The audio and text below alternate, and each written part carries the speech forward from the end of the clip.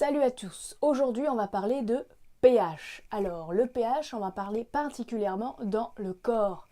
Alors pourquoi le pH dans le corps c'est important? Eh bien il y a 70 ans, un type a eu un prix Nobel en découvrant que si le corps était alcalin, il ne pouvait pas y avoir de cancer, pouvait se développer, ou même les maladies ne pouvaient pas se développer dans un corps alcalin.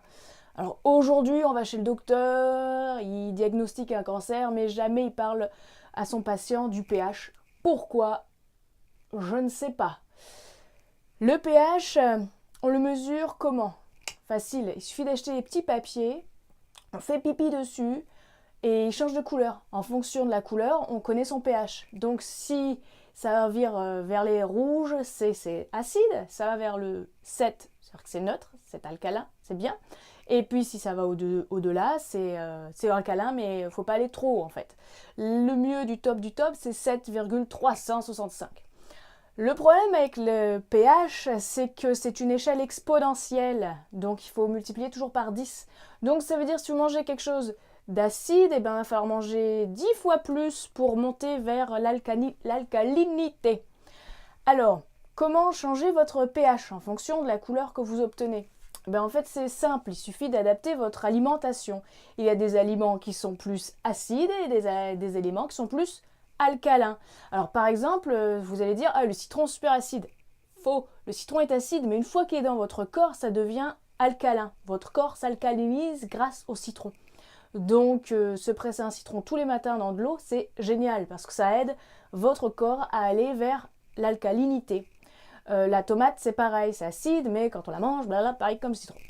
Alors, je réfléchis.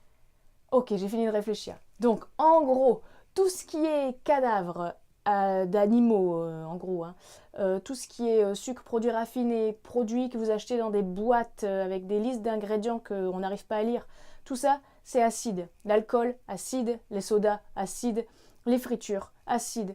Donc en gros, si vous allez à McDo, vous faites un burger avec un soda et des frites, là, c'est acide. Tout ce qui est verdure, tout ce qui est fruits, ça va être alcalin. Donc c'est très important d'amener un changement dans son alimentation du côté verdure et fruits afin de remonter l'alcalinité dans le corps. En fait, l'alcalinité, c'est que les cellules sont en bonne oxygénation, elles sont dans un environnement où elles se sentent très bien et ainsi elles peuvent guérir parce que notre corps est censé guérir automatiquement. Je me coupe, mon corps guérit et se rétablit. Si vous avez le cancer et que votre corps s'auto-détruit, ça veut dire que ça va pas. Il y a trop d'acidité. Et ça a été montré chez les patients qui ont le cancer, par exemple, que leur corps est trop acide. Ok. Il y a des personnes qui font des régimes que basés sur l'alcalinité, de façon à savoir comment ça va. Donc en gros, ce qu'il faut faire, c'est utiliser ce petit papier, il coûte pas cher, perso j'achète sur eBay. Il change de couleur, vous voyez, est-ce que vous êtes plutôt alcalin, est-ce que vous êtes plutôt acide? Bon, si vous êtes alcalin, c'est très bien. Cela dit, chez les personnes âgées, apparemment, ça peut dire que tu es alcalin alors que tu ne l'es pas. Parce que le rein fait des choses que c'est dur à expliquer.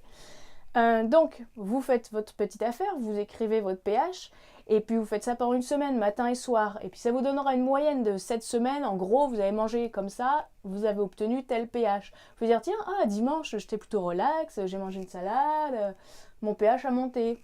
Contrepartie, vendredi, je me suis mis une murge, j'ai mangé comme un porc, mon pH est descendu. Donc vous adaptez, comme ça vous essayez de comprendre comment ça marche et vous adaptez votre nutrition en fonction, de façon à essayer d'atteindre 7,365. Mais bon, ça, l'idée c'est d'atteindre 7-8 quoi, et essayer d'être dans ce grade-là. Voilà, c'est tout pour le pH. J'espère que vous allez essayer au moins le jus de citron le matin. Le kombucha aussi aide beaucoup à amener le pH à 7. Je ferai une vidéo sur le kombucha. Donc peut-être mettez des commentaires, combien était votre pH avant des changements nutritionnels et après, sachant que si c'est juste à incorporer un jus, 2 jus de citron, c'est quand même assez facile à faire. Donc allez-y, partagez, mettez vos commentaires, j'ai envie de savoir c'est quoi votre pH? Salut!